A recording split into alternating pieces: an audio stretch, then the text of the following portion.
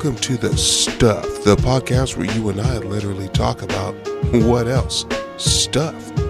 This is your Comedic Escapist podcast show, and I'm your host, Ian Walker. Now, let's go talk about some stuff.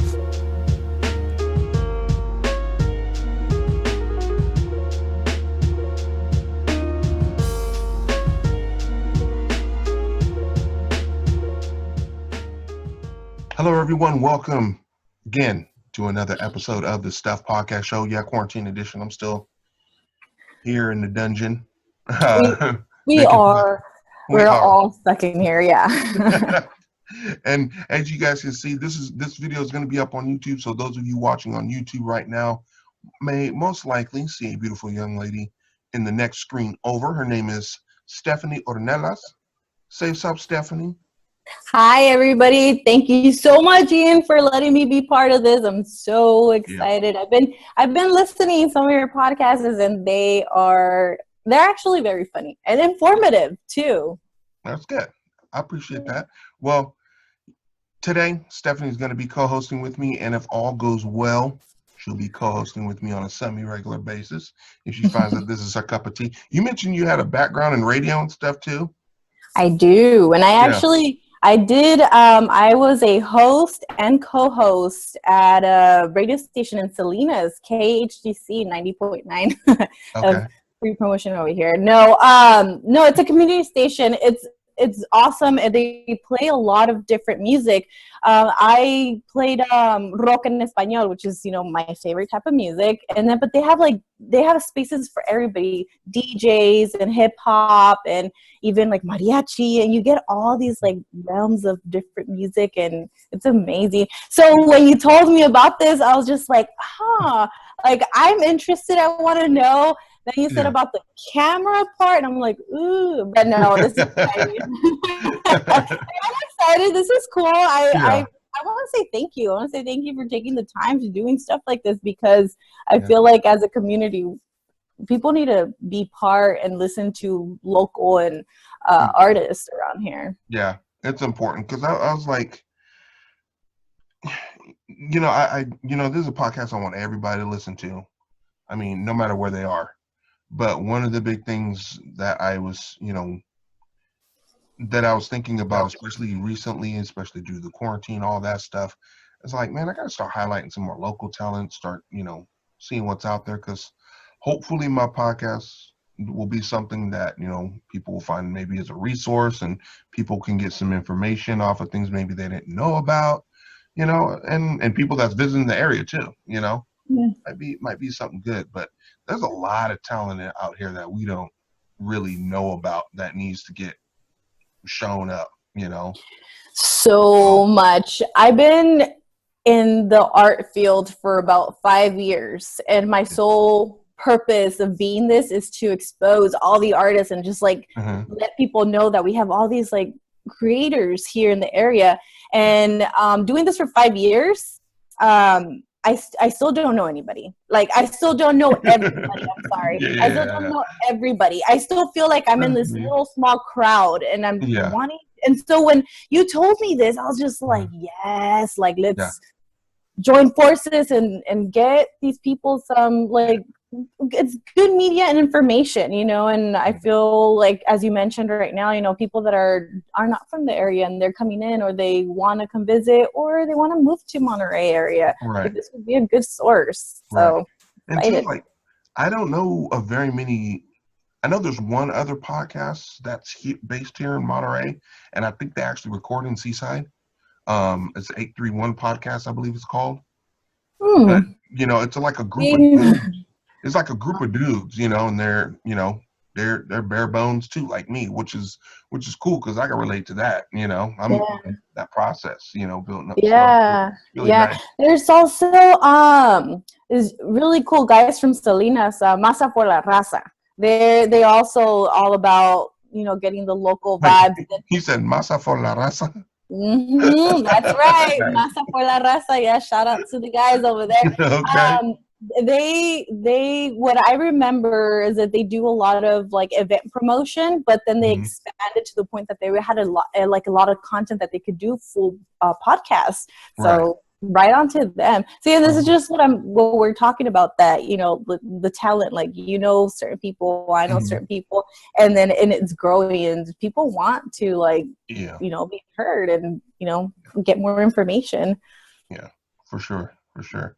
Well, now we got that little bit out the way. This is what the Stop Podcast is about. Hopefully I'll be able to, you know, bring on some more folks that enjoy the show, and, you know, we're going to definitely have some more interviews. I know you got some folks that that we're hopefully going to bring on down the line. I got some folks that I want to interview. Last not this past Sunday, but the Sunday before that, I watched a documentary done by a gentleman named Daniel Troyes, who had this documentary called "We're All in This Together," and it's about this journey, pretty much going from here to California all the way to New York, just on his bike. It was crazy. Yeah. And to see that whole journey was stinking awesome in that documentary. It was crazy. So he's definitely somebody I want to have on. And the Troyes family's been in Monterey for a while. They kind of got some strong roots. So you know, can't wait to be able to talk to them and talk to him and get him on the show and ask him some questions and things. But I mean, business owners, all kind of stuff, man. And hopefully they're not video shy. You know, you're not video shy, so that's a good thing, right? so anyways, but yeah, you know, I think it's like, and going to the title, it's probably like the perfect time to have someone like that to speak. You know, we're all in it together, because I hate that we're all not in the same page, and I'm talking about like a nationwide, we're not in the same page. We have different in these difficult times, right? So having someone, you know, say a couple words and just like, hey, I had this type of experience where I traveled from one side of America to the other side of America, and trust me, he must know that we are all in it together, and we should, you know, definitely probably has a deeper insight too on a lot of things about human condition and all of those things too, and what deep down, you know, how people really are, you know, because deep down people really are good. You know, hate is something that's really taught, but you know, so I mean, I'm sure he's got a lot to talk about and offer on that. So once he gets on the show, whether it's just me or it's both of us, we just gonna you're like, come on, let's do it. We need to get your life experience in these like 2 hours that we have. Yeah, right. Exactly. Yeah. So cool. Yeah, hopefully we do get to have him. You know, and like you said, like if we can get someone like that, and then just start bringing in more people and just having these awesome interviews here at your beautiful podcast. See, now you can go back to work. Now you can go back to work at the Dolly Museum and just tell everybody, yeah, I'm a podcast host now too. Here, funny story about the Dolly Museum. When it first started, when we first opened, I had to do like these promotional videos, and these are like YouTube videos. Embarrassed, and I probably shouldn't be saying this, but they're still up. And it was just like me promoting like events and, you know, what we have going on and stuff. And I'm like, they're like total dork, like, hi, come visit us. And like they would use that. Was this you? Oh my God. Was this you on the was this you on the thing? Hello, my name is Stephanie of the Dolly Museum. Please come visit us today. We have paintings from Dolly. Yes, and my beautiful videographer would keep recording. I'll be like, there, am I done? And wouldn't cut that part out. So if you want to wow, and you want to, you know, just have the you know, embarrass me and just go look those up. But you know what? Anything for the Dolly exhibition. I love my job, and awesome. I feel like anybody that hasn't been there.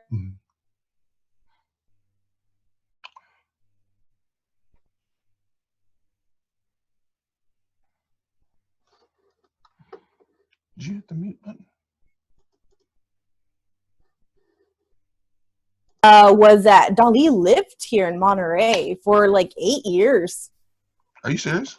I'm serious. He lived here for 8 years. He was here during the war, so 1941 to like 1948, 49. And then he lived here, and then he would travel. You know, he would go to Hollywood and New York.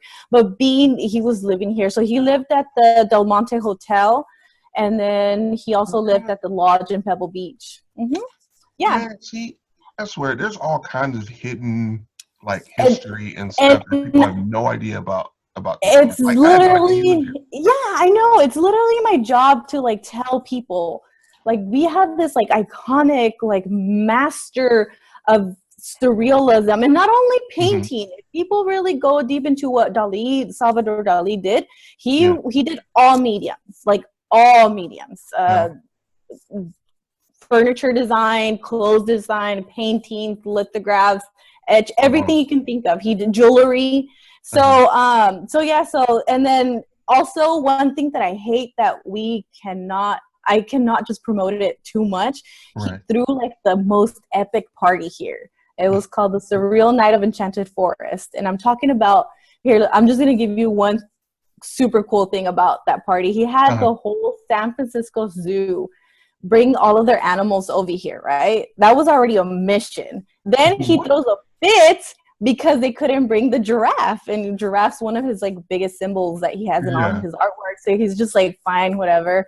And so yeah, so I was just like, this guy was just like, I love my job. I love art. I Yeah. appreciate everything he does. But I think that if I would have met him, Yeah. I I'd probably have been would have homies, hated huh? him. Yeah. No, I would have hated him. He had like this You think so? ego of no other. Yeah. Yeah. I love him, but I love that he was in the past.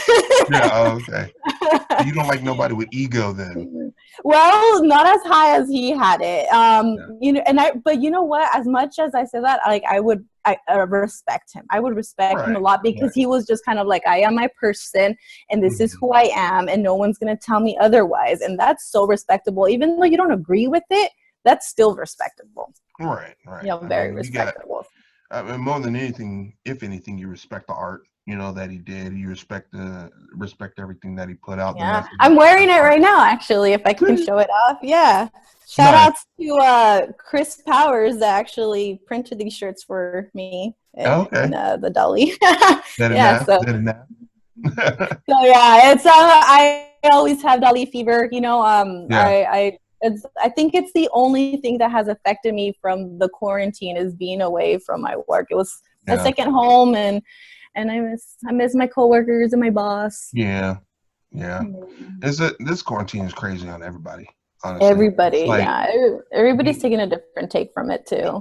yeah, that's true. I mean, I know there's a lot of people are taking the time to learn new things and to grow. That I mean, I'm doing that as well. But you know, you you can only get occupied and do that for so long until you just look outside and long to be outside or something like that. Yeah, you know Like, what? mm, Go ahead. no, go for it. Oh, you said people are taking the time to like learn new things and take advantage of the time. But I want to just say, people, I've already heard two people that tell me, oh, I feel so bad because I haven't been doing anything with my time. And that's Yeah, okay. Like yeah, yeah, people are getting more anxiety that they are yeah, not doing anything. It is like absolutely okay to spend your time relaxing at yeah, home, not doing nothing, because yeah, honestly, it's kind of like a scary to say, but like a blessing in disguise, like it's yeah. like I know for sure is that the first 3 weeks of the quarantine, I didn't do anything, like Right. nothing. I stayed home and I slept in and I watched movies and Yeah. I ate all the food that I can eat. And the Right. reason that I did that, I've been working my whole life, since I was a little girl, and I haven't like really gave myself like a vacation, you treat Mhm. yourself thing. So Yeah. this was my time. Yeah. So anybody that's out there stressed out, getting anxieties and being upset with themselves because you're not doing it, no, like don't make other people make you feel bad because you're not doing anything with your time. I mean, it's a cool idea and it's awesome, but if you want the rest, take it. When are we gonna have like a month vacation like this? That's very Like, true. That's yeah. very true. We're gonna be longing for the days of quarantine once everything's back to normal. To Dad, Yeah. I wish we were still on quarantine. Be like, wait, you screaming 3 weeks ago about the economy. You want the doors open again? Well, now you want them to be shut again? Like when you want Yeah. what? There's no pleasing everybody, Yeah, and right.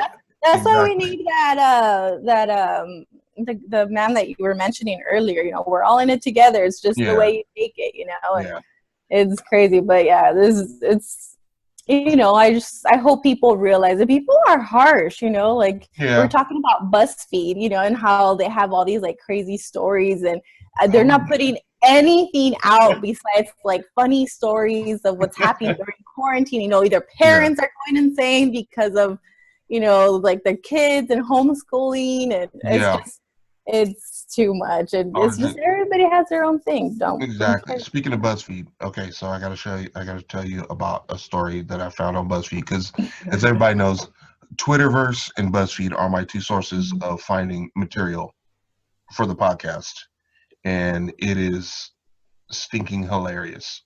So before the show, I like to go through BuzzFeed to find stuff to talk about. So the first one that came up, and it's a brand new story, came out today. Okay, so this particular story says a man dressed as the Grim Reaper is found touring Florida beaches, and his interview with a local news station is going viral because of it. So this dude, I guess Florida opened up all their beaches because, you know, the government's like, all of the South can open up, I guess, because they did the same thing in Georgia, opening up like nail salons and stuff like that. But I guess they opened up their beaches. So this dude, now this guy's name is Daniel W. Ufelder, something like that. Anyways, he's going on. He calls it the Grim Reaper Beach Tour. like it's a rock band or something. That's just immediately when he said that. But pretty much what he's saying, he's upset because, you know, he feels like, you know, you shouldn't be, you know, be out right now. And he made a point that says, I'm here today to try to make a point that it's premature to open our beaches. And even though he's a huge proponent of being on public beaches, he feels that it's too soon and it's not appropriate. So, and what's funny is this lady, I guess she was on his side because she straight gave him the mic. She's like, here you go, sir. And I don't know most newscasters that just give up the mic. This lady's not like, this is a story, I'm gonna hand it over. For sure. And then as soon as he was done, he was all like just looming over her and stuff. It was nuts. I'm gonna have to check that one out. It's pretty sounds funny. like my kind of person. It's laughs. Copy. I'm gonna try to send this to you right now. I'm trying to send it over chat to see if I can link it, because it is funny. You can check that out. Can you click links in there? So you can probably cut and paste it too. Oh, I see it. Okay, yeah. Okay. Awesome. Thank you. Yeah, that's definitely going to be something that I'm going to have to reach out, because I pretty much look like the Green Reaper. So I'm just going to take my walks to the beach. Yeah, my daughter tells me all the time, she's just like, Mom, like, why even go outside? Because I cover myself, you know, and it's not that I don't want to get a tan or anything. It really is just like the vision. I wear like a big hat, and I just too much sun in my eyes.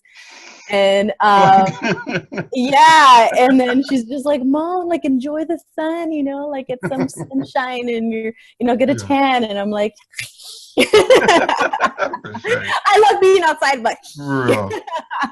Like, legit though, if you were walking outside, you know, you went to the beach, just having a good old day, minding your business, because it is your business, and you saw a dude dressed like the Grim Reaper, like, legit, what would you do? I would walk towards him. I would be like, excuse me, sir. See, that's crazy. Black folk be going on, but first off, we're taking risk going out on the beach anyway. Okay, so now we see the Grim Reaper there. That's my cue to turn around and go home. Like, I shouldn't be indoors anyway. I shouldn't have came out here. I knew better. I was told. I was given instructions. I shouldn't have been out here, you know? And I see Grim Reaper now. That's just my cue. You know what I'm saying? I'm totally that. No, I'm like that person in the movie where you're like, you hear noise. Oh my God. You want to open the door and everybody's yelling, don't open the door. And I'm like, I'm just going to open the door and check what happens. Yeah. That's the story of my life. And then be like, don't open the door behind you. Be like, what's behind this door? No. As long as you're not the girl that falls down while she's running, you should be good. You can at least. I'm confident about that, actually. Yeah. I did one season when I was in 6th grade, one season of cross country, and I took those lessons, forever. I'm a runner. I don't run, but I know in heart I'm a runner. Okay. So not that one, yeah. And all black folks are runners, so he's like, yeah, that's a racist thing to say. It's not racist. It's true. We'll play. I was listening to a comedian. He said black people at a barbecue.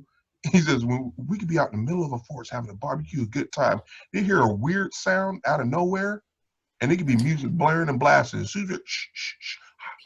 You know what? Hey, everybody needs to get up their stuff. Everybody, we got to go. We're playing out here right now. We're like, we did it. And it's true.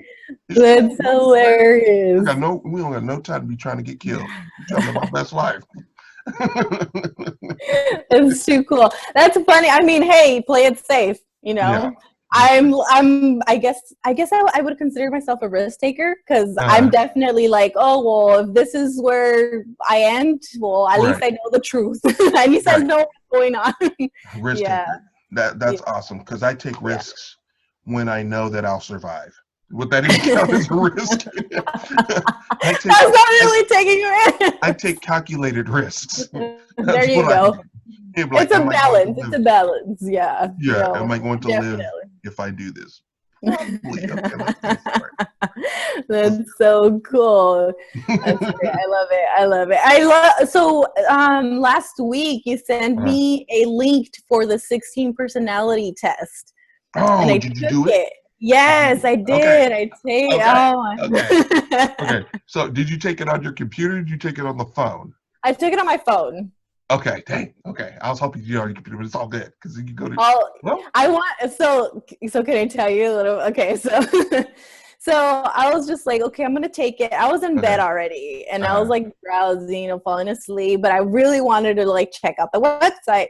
Right. So so it starts doing the questions, and I'm already like lazy. I was like, man, I want to read all this. So I was just like scanning through them, right? And I was just like, no, maybe a bunch of maybes. A bunch of like the center ones where you're not sure, you're very sure, you know? And then there were some that were very clear. I was just like, for sure, like no way. Right. But I must have said like about 40 of those questions. I just put the middle one, the middle one. Yeah. You're supposed to do the middle one as least as possible. Let me tell you. Hold on. Okay. So I already was with the thoughts, that I'm going to retake it. And I was like, I'm going to be in, my computer. I'm going to read it. And I'm really going to, because I really want to know, I want to know if this is true or not. This freaking test, even ignoring half of the questions, like spot on got my personality. I was scared. I had this boost of energy out of nowhere, because it was nice to read it and not read too much like bad things, Right. Yeah, and I was just like, oh my god. So I still want to retake it to see if it changes at all. Right. But yeah, it like totally like detailed situations where like crazy, huh? It was, so I want to share it now. Like I want to share it with a lot of people. And one of the reasons that I want to share it is because it actually gave me like a boost of confidence, like it. Yeah. So, and then it compares to you, like to famous people, like who has the same personality. And so I was with Barack Obama. So I was just like, Okay, and Oprah. Are you an ENFP then? I'm not sure. It was they said it was like 2% of the population or something. Right. So because I'm an ENFPA, a campaigner, I believe. So at the end of the test, it tells you the type, because there's the ENFP and then certain types. And so I'm ENFPA, which I believe is campaigner. And yeah, Barack Obama was in that. Oprah was in that. I want to say Robin Williams was in that too. I forget, but but that's why I want to share that with you, because yes, that thing, when I did it for the first time, oh my God, I got emotional, because it was like for the first time ever, I felt like, okay, this is it. This is what I am. This is who I am.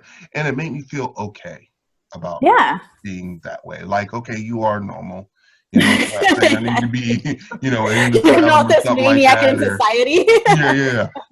I'm not a sociopath or nothing like that. I'm not crazy, it was so spot on about so many things that it blew my mind. It literally blew my mind.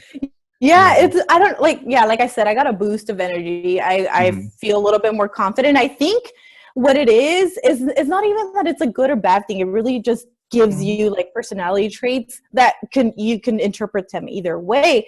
But I feel like I got like a reassurance mhm. of how I feel Yeah. without someone telling me you should feel like Yes. this or this is what, and Exactly. I was just like, no, you know. Exactly. So yeah, that was really awesome. I'm still gonna retake it with a Cool. little bit more of like consciousness, Right. and yeah, See what and see happens. what, you know, see what it says. But yeah, if anybody has a chance to do this, I highly recommend it. I Yeah. was like already like thinking, man, I'm probably gonna get like this like psychomaniac, you know, like you should go see a Yeah. counselor, ma'am. Yeah. That kind Yeah. of a thing. This But ain't no no, Cosmopolitan magazine personality test. It's like yeah, actually, that's kind of how I took yeah, it. yeah. Because Like, have you ever murdered anyone? yeah, when my friends first told me about it, I was like, oh no. They're like, have you taken a personality test? I'm like, you talking about Cosmo? I don't know what any of Yeah, those. I'm not doing that. But like, no, you seriously need to do it.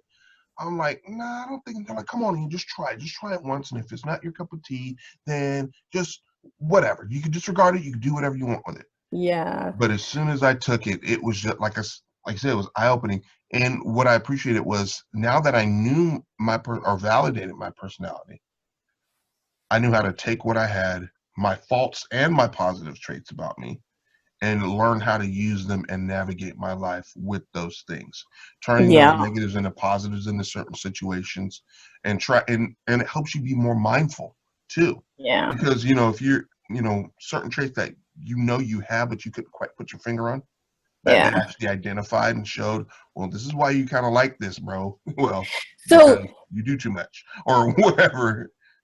yeah, so how I kind of saw it um was kind of like if you read your horoscope, Mhm. like, you know, like that is not even like close. Like the personality test was like Yeah, upper level, like yeah, scientific, like it yeah, was like so much more accurate than like a general like representation of like what a Leo is.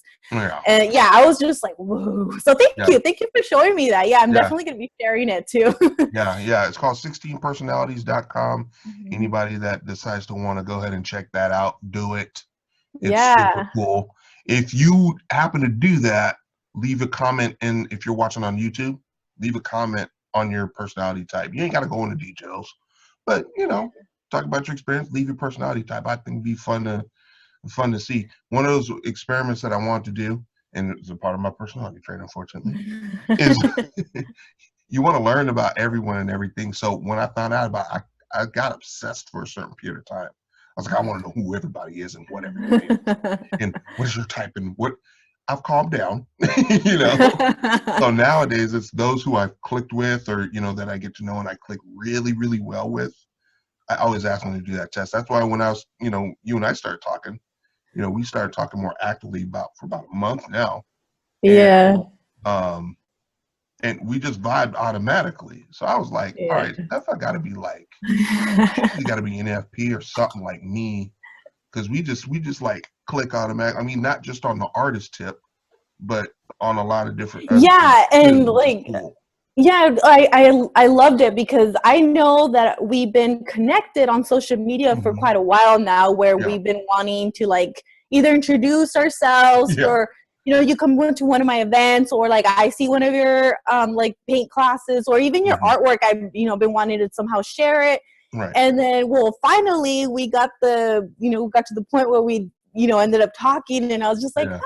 like I knew it, like Finally, finally. Not yeah. give it up, not give it up.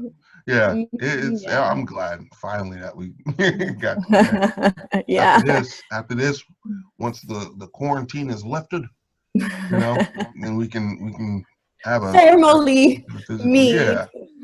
Oh, that'd be kind of dope. You think they let us have a Well, you run that piece. You think you let us do an episode at the Dolly Museum? Of course, yeah, that would be so. Inside, we can choose like one of the suites, and we have one of the coolest suites that we have. They're all amazing and beautiful, but we Uh-huh. have a black light room where Oh wow. Dali.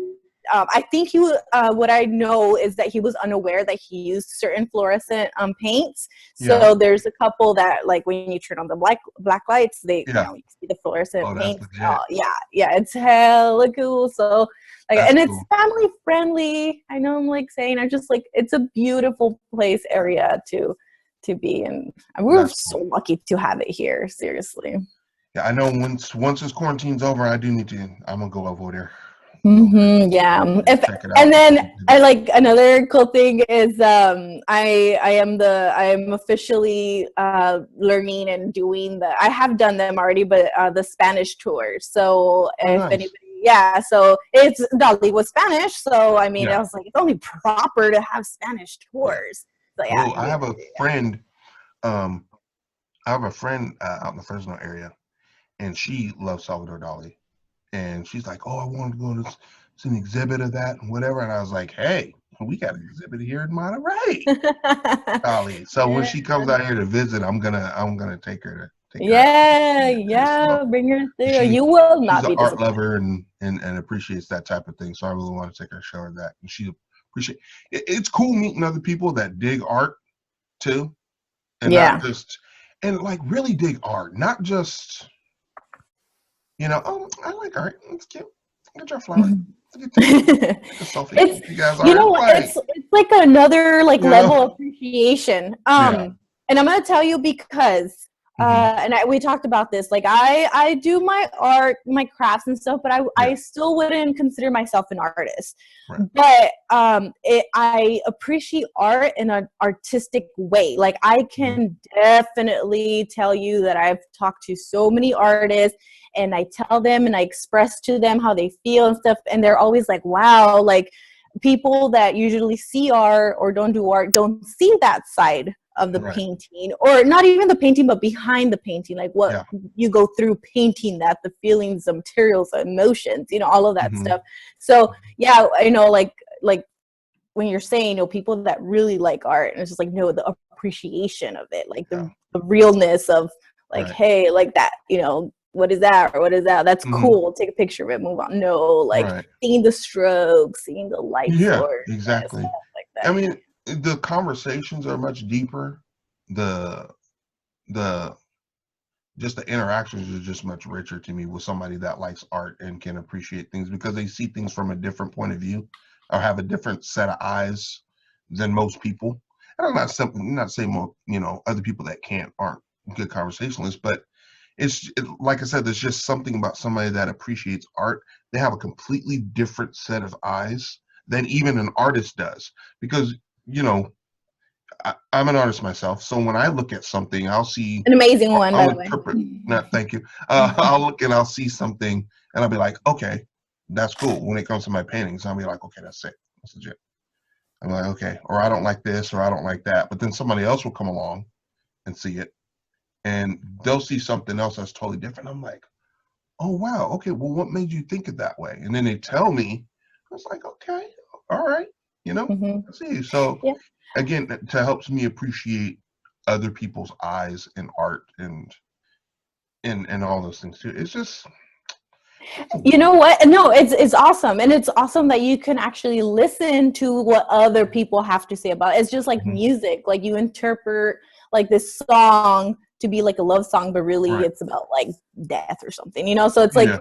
hearing other people's perspectives Hmm. just opens up your eyes even more. And Yeah. it's awesome that there is people like that, but there's just people that are like doing it for the trend, kind of a thing. Yeah. No hate, like, do your thing, that's awesome, Right. but Right. having those real, like, appreciated people, that's, Yeah. Or just doing it for money too. That's another thing that kind of. I yeah. mean, and there's nothing wrong with. There's nothing. Okay. Back to the backtrack. Okay. No, I hear You you, I don't hear you don't like making money for art? Okay, boo. That is not what I'm saying. Okay. I like my coin. Okay. I love when somebody wants to buy one of my pieces. Like, so I'd be sitting here lying if I said I didn't do art for the money, but it's a you. small reason. You Mm-hmm. know, I do it for the passion. I do it for the love. If somebody, but I'm not too attached to where, you know, I won't sell my stuff. Look, I don't have that big attachment to it. If somebody really likes Yeah. and appreciates it, oh, and more, you know, most definitely. But it's those folks who strictly go into art just for money, or like you said, for a trend, you know, or trying to get a quick buck off of it. You Yeah. know, it's just like Yeah. get They out kind of there. of, You know? it kind of ruins it for the actual Yeah. artist. You know, there's artists that have two jobs and still have to find the time to make art, and Mhm. then if possible make art out of it. Yeah. There's so many artists that are trying to live live off of their paints, live off of Hmm. their artistic, creations. And it's hard when someone is, making, something trendy and selling it for Right. maybe a lot more cheaper than someone making an original. Yeah. Yeah. um Doing comics so fan art, that's a huge problem. And it's start I mean, I haven't been in much the deeper scene of it lately, but that is a huge problem. You see people doing fan art and they sell yeah, it for hecka cheap, and then people like myself or the cartoonists who do certain things, you know, are trying to sell it for top dollar. They're like, oh, I can go to this artist for this amount of money and they can give it to me for cheap. It takes yeah. away. You know what I mean? Yeah, yeah, definitely. But I know, like, it's a hustle. It's a hustle. Yeah. Just like artists are hustling, making people do that. I just wish there was a little bit more of a respect there. I definitely can tell you that, a little bit more of Yeah. a respect in that sense. And it's not up for the people that are making it. It's what I'm saying. This for the people that are buying. Hmm. Like we have been mentioning over and over, there's so many great artists here locally. Yeah. And if you just like invest a couple minutes into saying, oh, well, I want a painting of something, and you go on your social media, look, Yeah. ask people, tag people, and then you'll find someone that can do it just for you. Yeah. Like it's a customized, Yeah. especially no one has anything like it. Hmm. I think it's special, and that's when the people that appreciate Yeah. it more than other Exactly. people. Yeah, Exactly. When I tend to paint and do certain things, I'm not the type of painter that paints like, oh, I gotta paint every single day and I gotta have, you know, yeah, I do a lot of my art, whether it's my paintings, whether it's my cartooning, whether it's poetry, whether it's whatever, when I'm super inspired or something has happened or I'm in my feelings.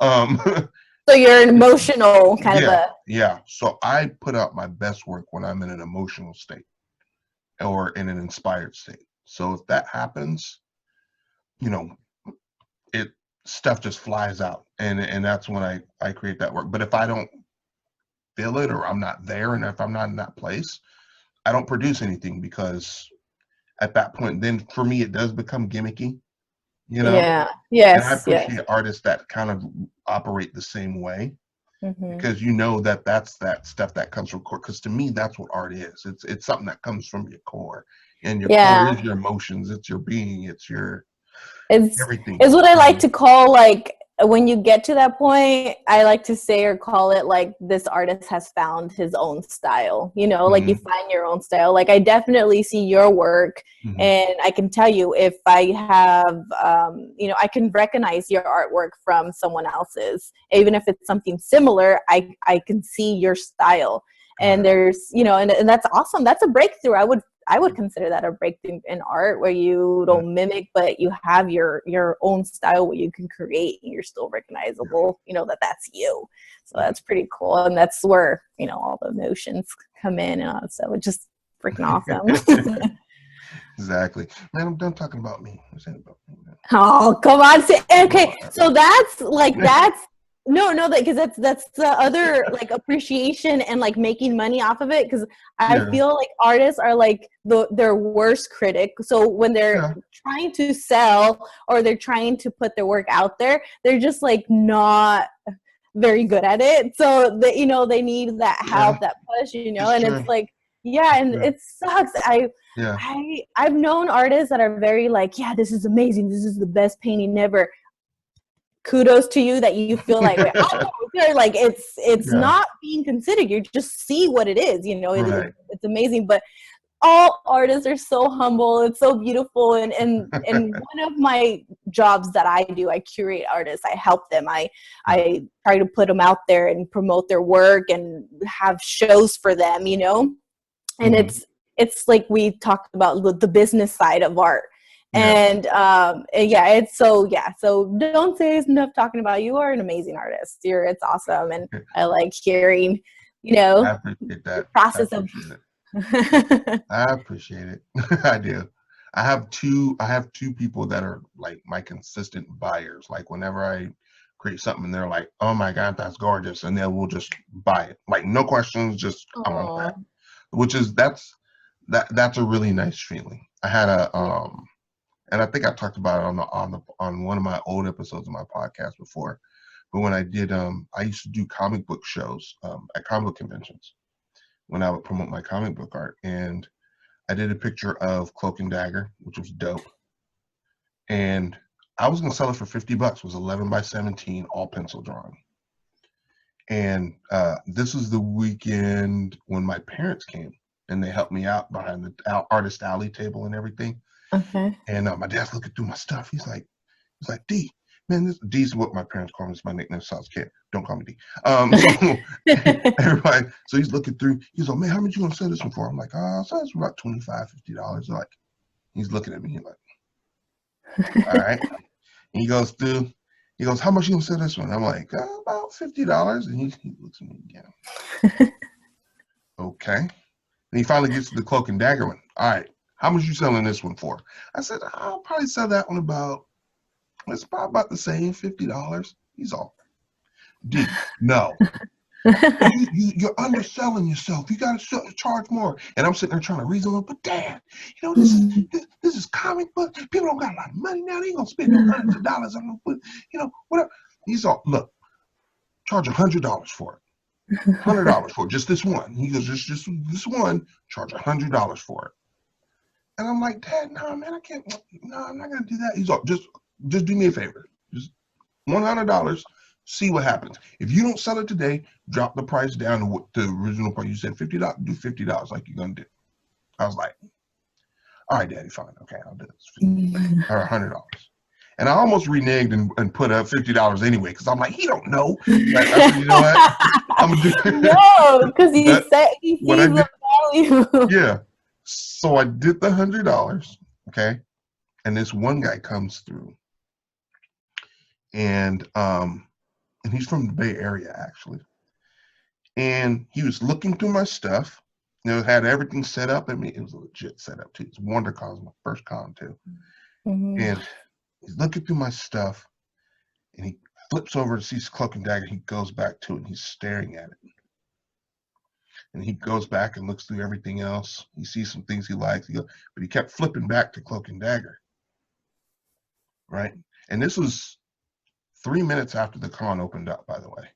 Whoa. So he's looking, he's flipping, he looks through my other stuff. He goes back to the Cloak and Dagger, and he's looking at it. He's all, how much is this one? I said, $100. He's all, $100. That's it? I'm like, yeah. He's all, okay, give me that. When that happened, that was I would say that was probably one of the most hugest breakthroughs for me as an artist, because that other people value your work way more than you do. People that really like you, they value your work more than you do sometimes. Yep. And you have to learn to value our work. Yeah. No, I honestly, I feel that you just like explained like what is a breakthrough with artists, they always undersell themselves, and that experience itself probably has happened to most artists, and it's just like an amazing feeling, to put a like a number on something, and then gain the courage, or be threatened by someone if you don't sell it for more, and then selling it. And then in your case, as like one of your first, items that were sold in that event. Like, Yeah. Yeah. amazing. It was cool. And every once in a while, you kind of, I catch myself trying to undersell myself. It's like, oh, well, they're not going to pay. But then I got to catch myself and be like, you know what? No, this is what I think it's worth. This is what it's got to be. Exactly. Yeah. And the fact that you said courage is the perfect word. It is. It is a courageous thing to be able to, put a number on a work that you're proud of, that you worked really hard on, and to say, this is my price. That's it. If you don't like it, then maybe this piece isn't for you. And that's a big thing too. Artists got to realize all your work isn't going to be for everybody. Yeah. And that reason could be the price tag. If it's not that, if they can't meet that price tag, then it's not for them. Yeah. But somebody who it is for, it will be for them. And they're going to be like, yes, honey. Yeah. Yeah, exactly. So, I have to learn and stick with that and be courageous and stick with whatever is put out and have that confidence to do that. So artists, y'all need to do that, man. Yeah. Or it's always nice to get a second opinion. So one of the ways that I've seen artists do is they get a second opinion, and then they get like their value of what it is, and then the opinion, and then they like meet them in the middle where they both agree with it.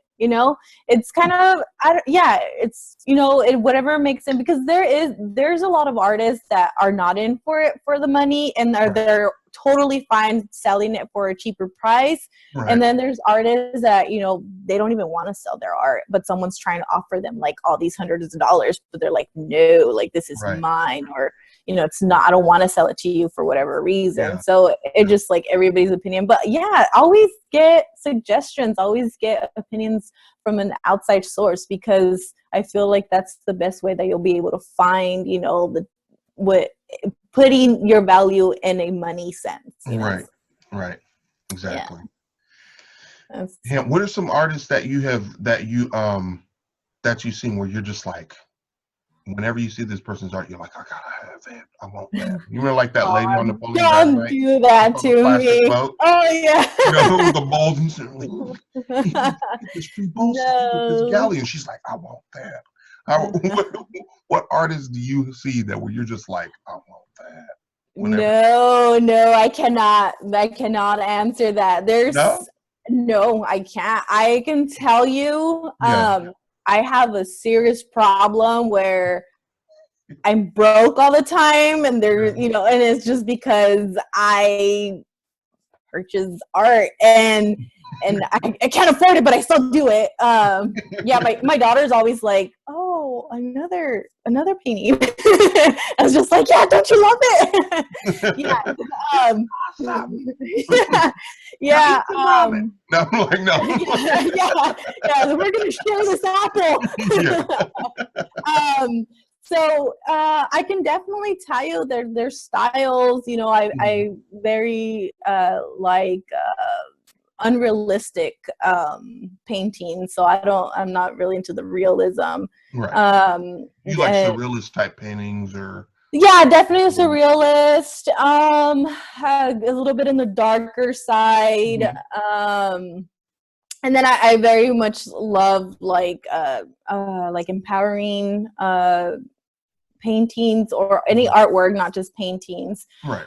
So here in the area, I can't tell you that I have a favorite artist, or that I like, that I have this one painting, because I've seen these artists work, and I've seen what they've done, and I've seen their capacity, and then challenging that, and there's no way that I can see like this artist. Oh my goodness, it's so hard because it's just so beautiful.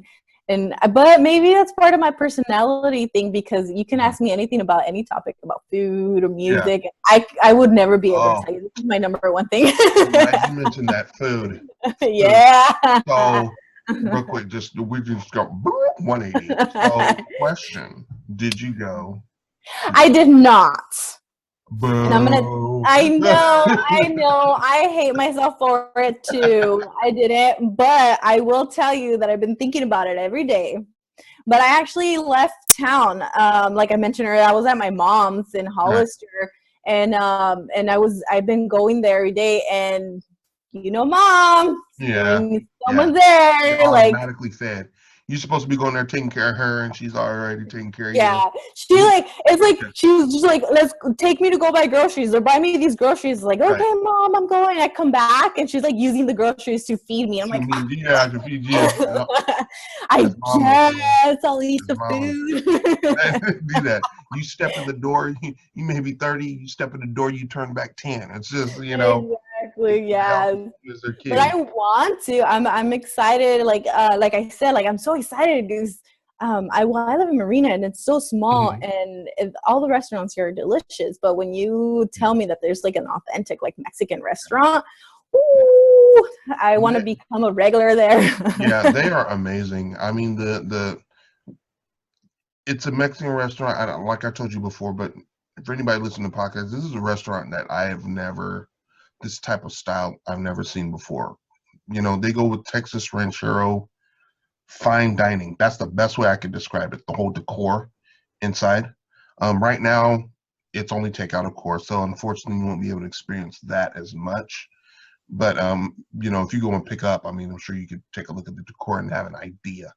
But the food, Ermagerd, that stuff is like, I mean, let's just say to start off, it is Mexican food. yeah, shrimp, Now, shrimp. and now, if you have like good hand and you have like Hmm. that good sazon, Yeah, uh, oh man, yeah. I can eat Mexican food every food day. coma status, I have no problem eating Mexican food all day. Burritos, tacos, pozole, tamales. I don't all of it. Just everything. Yeah, you can never go all wrong the with things. it. Yeah, All the things. ever. But they had this, and I forget what he called it, but it had meat. It had nopales in it. It had the salsa with the homemade tortilla and the queso. And I was like, oh my god, it was I love this. fire. It was fuego. Okay, that stuff was so good, so good. So Oh yeah, man, I know I'm gonna be I going over am there. missing out.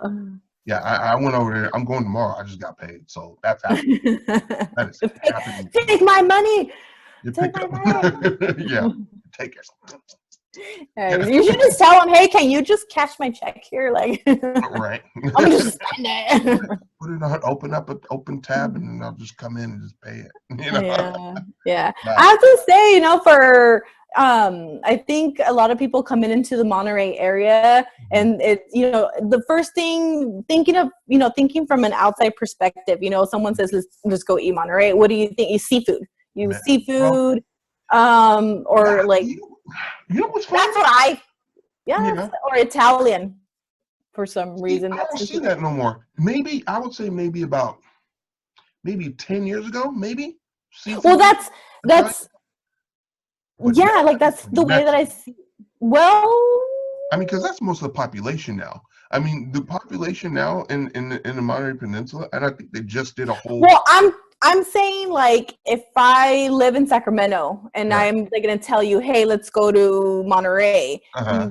First thing you're gonna think is like Oh, we're I gonna see go to what you're the wharf. saying. We're I gonna see go what to you're the saying. wharf. Yeah, I see what you're saying. but the smart travelers will really look and do some studying and know that we really have like the bombest Mexican restaurants, like Mm, so bomb.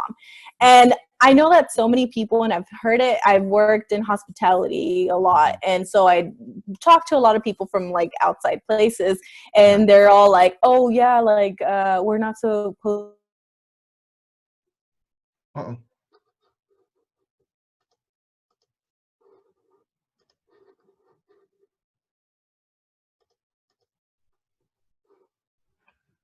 Uh-oh. Yeah. Hold on. Hold I'm on. saying like Okay, there we go. You were muted yeah. for a second. I was like, crap. Okay. So yeah, so it's like funny because they're kind of just like going off of like I don't even know where they're doing the researches and stuff, but Oh, I feel like people are getting like the hint, like they're getting the hint. yeah. Okay, we can go there, but do we really want to eat there? Like Right. let's have real Let's go good food. explore. Yeah, You know, yeah, yeah. And yeah, I feel go like in the seaside, the go in the I feel marina. like yeah, and I feel like the Weekly is doing the Monterey Weekly. I feel like they're doing a really good job, Yeah, like doing that. You know, because as an outsider, you come in, you know, grab the newspaper, or whatever source that you can find, you know, local things happening, and they do a hmm, very good job doing like the hot spots or yeah, what's happening, or you know what special plates you should get. And I think that's awesome because they are giving all the business to the local restaurants that they're like family owned. They're not chain restaurants, you know? right.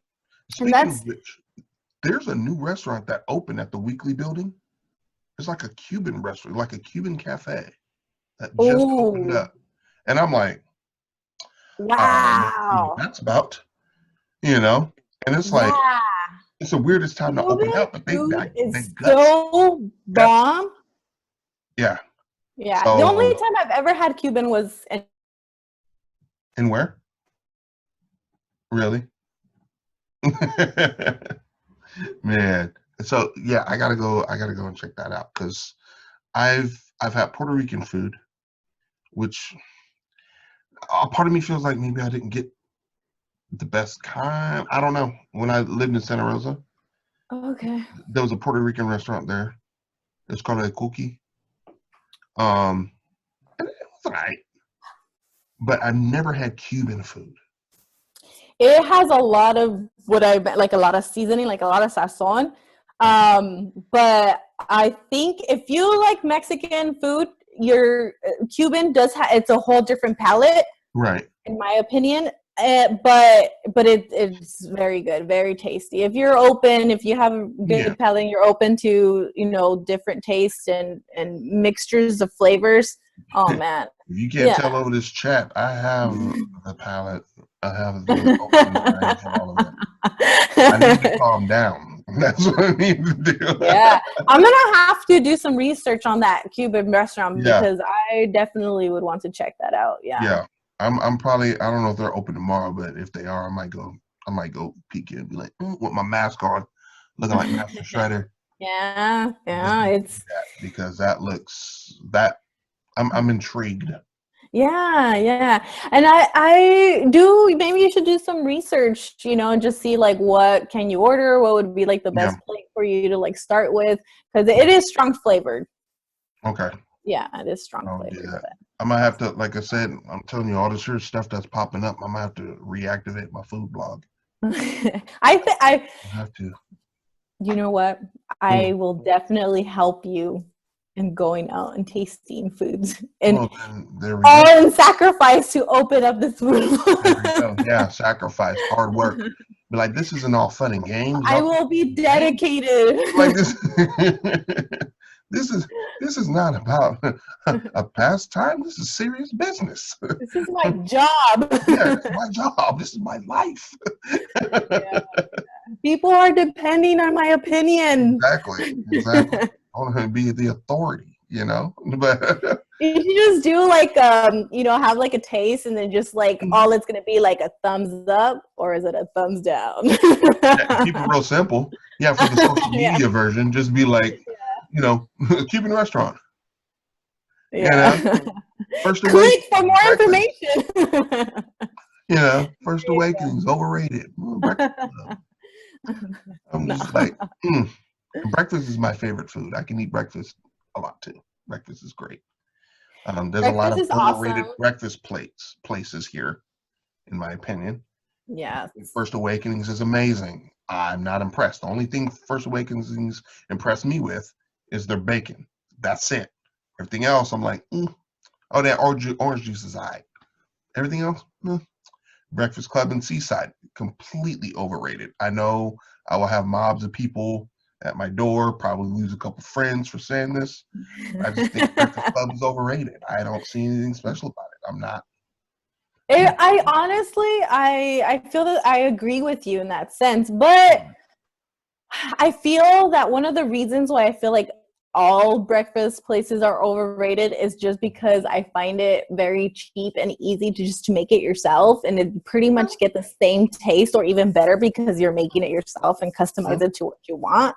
That's true. Uh, so unless I hate them. I don't hate them going back to the Mexican, but unless you're going to Mexican, you know. Yeah. No, My you can't make favoritism. varieties of pancakes unless you put a chocolate chip or fruit in it. Like I see what Yeah. you're saying. I see But what's going on. talk to me about like chilaquiles, huevos Right. rancheros, you know, Yeah. like, you know, those breakfast burritos. Like, okay, Right. then it's like, okay, where can we go Like for now, this? now let's have a conversation. Let's have a real Yeah, conversation. Yeah. exactly. Yeah. So, Yeah. yeah, but totally agree with that. So, You yeah, still I need to don't go know. to Lily's in the middle. I totally vote on bringing the food section part on this podcast. We can definitely, you know, Palette.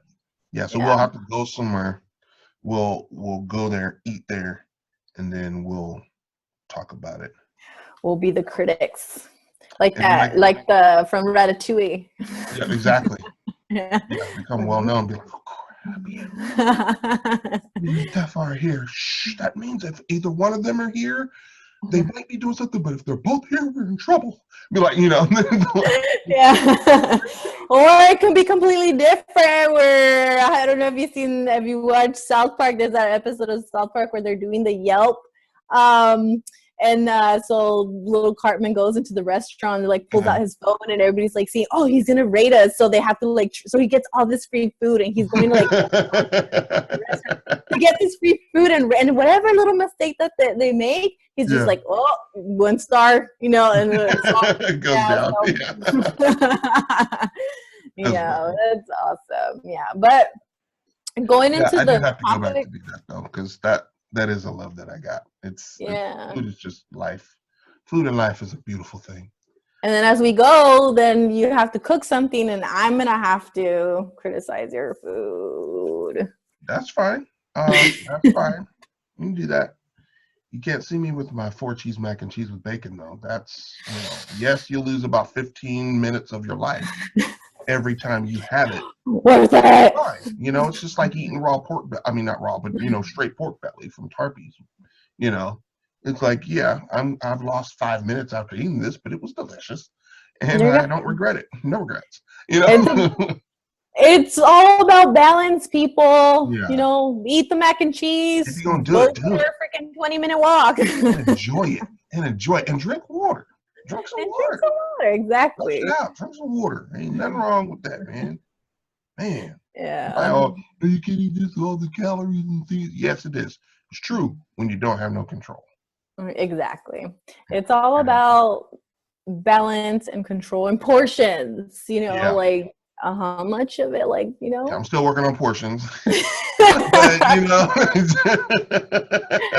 it's a work in progress. Yeah, always growing, always evolving. I'm mindful though.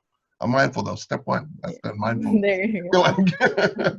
No, you need to be mindful. You have a son, right? You have a son, so you have to be there. You have to be there for him. You have to be like 120. Yeah, I'm not trying to be, Fat Albert and the Cosby Kids or nothing like that. But I'm just, I like to enjoy good food. I like to enjoy good food. And that is just awesome. So if I get married again and I find a wife that cooks great, right? And we'll just give and take in that whole area too. So it'll be awesome. That's so awesome. Is your son, does he like enjoy the food that you cook, or does he have like a pick of does he tell you like, Dad, cook this for me? Or yeah, he loves my eggs. And here's the funny part. I can't eat eggs. Oh, that's interesting. So I have an egg allergy. What? Yeah. So eggs in its raw form, I can't eat them. So if it's scrambled, if it's hard boiled, if it's, the whole over easy, they call that the raw form. I guess there's a protein when it's cooked in that way that my body's like, nah, bruh, we're good. And it gives it back. But if it's baked in something, like and thoroughly cooked, I guess that protein is gone and my body doesn't react to it. Man, but that's crazy. If a baked good is undercooked and it has egg in it, that protein is still remaining in there and it can upset my stomach really bad. Okay, I just asked, like, do you break out in hives? No, it's not anaphylaxis. It's more of a, internal gastrointestinal. Yeah. Hey, train your stomach. Nausea. Yeah, I tried, but I'm just like, but my son though, whenever I make whenever I make eggs, I put cheese in it. And I learned how to make, and I don't know what possessed me to learn how to make eggs. But I watched a Gordon Ramsay video because I love Gordon Ramsay. And he showed me how to make eggs in a saucepan. And I'm like, what? He had a saucepan and a spatula. Oh, And he wow. I've never over the even. yolks and, showed this technique of how to put it on the heat, taking it off the heat, putting it on the heat, off the heat.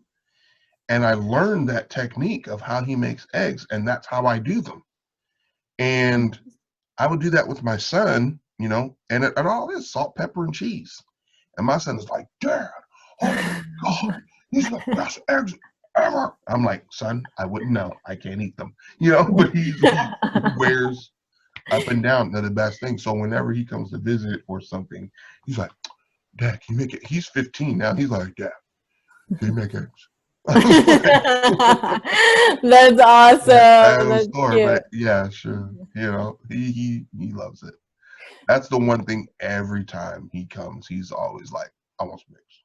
It's like, That's so that cool. boy Yeah. can eat eggs for up to, I'm sitting there like, okay, bro. It's like,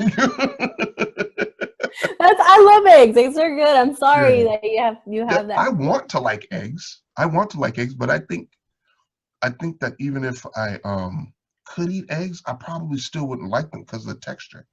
I went and Yeah. tried to do tofu, Hmm. do tofu Yeah. and try to make an egg substitute, because they The powder kind. no, no, like legit take tofu, from tofu, and you mix Yeah. it. It's like a tofu scramble, and I put turmeric and did the whole, the it's a type of pepper. I think it's like white pepper, and it has a similar taste of eggs or whatever. I did the whole thing, and I ate it, and that was the most disgusting thing I ever had in my life. I was like, no, thank you. No, thank you. That's I'm probably good. it's probably just like a placebo thing that you're going through. You just like remember like all of that. It's just like I making don't it. even know.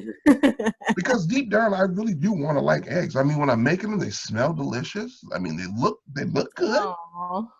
Omelets look amazing. Like if I could eat omelets, I'd be like, Love omelets. can't do it. Making with like spinach and Yeah, cheese. I can make an omelet like a beast. I can make a Yeah. cheese omelet like a beast. I made from my mom's. I was like, mushrooms, spinach, bell pepper, salt, pepper. I know how to put one together, but I can't touch it. Oh my, you are like making me hungry. You're like, I'm like looking around, like, is there like a snack or something? I am like legitly like Yeah, getting hungry here. yeah, This is awesome. This is why we need to have our little talks with the food. Just have like, all right, today we're gonna taste. yeah. Otherwise, we'll be hungry, and then we're gonna get hangry in the podcast. Yeah, we should just go into a spot and just be like hecka hangry and just be like, Viciously hangry. Just like, right give us now food. you are being rated. Be like, who are you? You're nobody special. I have a podcast. They're like, I've never I'm even heard heard of you, mister. nationwide. Yeah, I'm from here, from Sure. coast to coast, and I wouldn't be lying. They're like, oh my god, okay, okay. That's too awesome. Oh my goodness. Cool. Okay. So I think that we feel pretty good about bringing, when all this is lifted and we can go and socialize again, we can do Yeah, this. I feel we like, got to bring back Dee's palette and yeah. just And then, people can help us. They can tell us, hey, you try have out to the go to spot. this restaurant and try this dish. Yeah. Like, you will You know what? not. Yeah. Let me look for something real quick too, because you know what? Because I made a Facebook page of Dee's palette. There's a Facebook group because I have my actual food blog, and then I have the Facebook group, and I think the groups I'm pretty sure the group exists because I always knew I would go back to it. Are you on Facebook right now? I could be. Yeah, let's go on Facebook right quick. Let's go. All right. Let's Let's go go on a Facebook. journey to find my palette. That sounded weird. Okay. So Facebook. All right, you guys are seeing it right now live, y'all. We about to establish another awesomeness. Facebook.com/D's Palette. Is it here still? We will find out. Come on. Yep. It's Is there. it still there? Yep. It's Can we pause for a second? /D's Palette. DEESPALATE. Yeah, I made Repeat a group. that. DEESPALATE. D's Palette. Yeah. Yeah, it's still there. And it's funny because I think I still get notifications that people have visited the page, but I'm like, oh, I'm not doing it now. But You're like, oh, that's nice. Someone's still looking at it. yeah, like, oh, yeah. Thank you. There you go. Yeah. And then because I had an Instagram page and everything. This is back in 2017, girl. Dang. I went to a restaurant in Cantina. I went to Holly's Lighthouse Cafe in Pacific Grove. That's a great breakfast spot.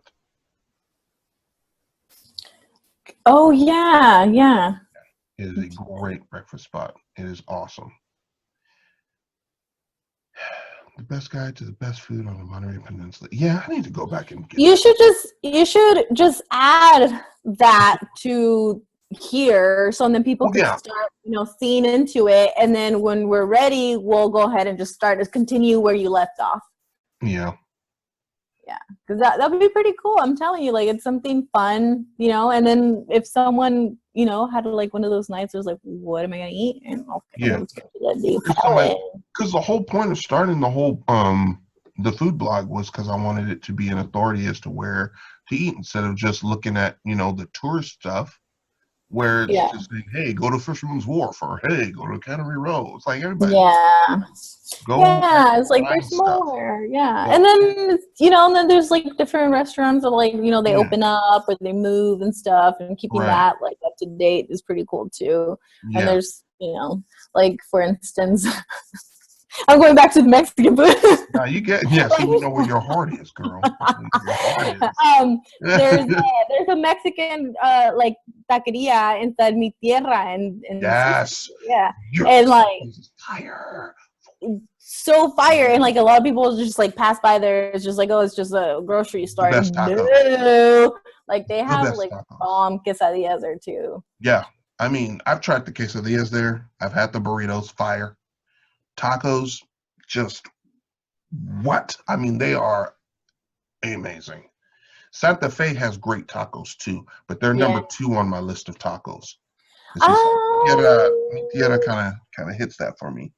Yeah, I think I'm being a little bit too like critiquey with Santa Fe. I don't know. Maybe because they're like a chain, but I think that's just me being mean. not that they make good food. It's just me. Yeah.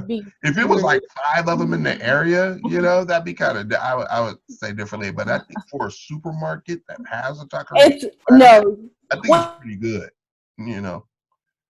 Huh? Nah, I mean, I've gone there once and I've had I just went in there and just said I want tacos, and I just said bam, big old thing of tacos from there. It's legit. Another place that I will definitely have to put on the list. There's this taco truck that you heard of Post No Bills in San City. Yes. Yeah. Okay. So every Tuesday. Good beer, by the way.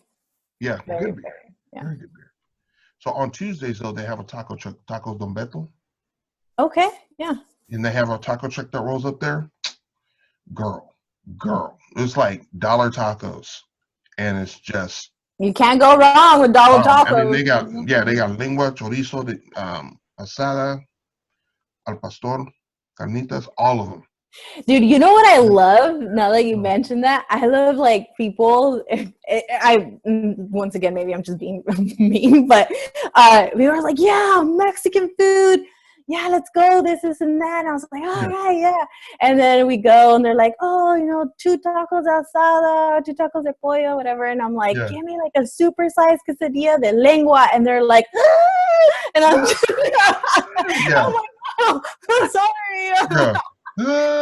Like they don't know what to do. I don't even want to sit next to you because it smells. So it's like, dude, like Mexican food.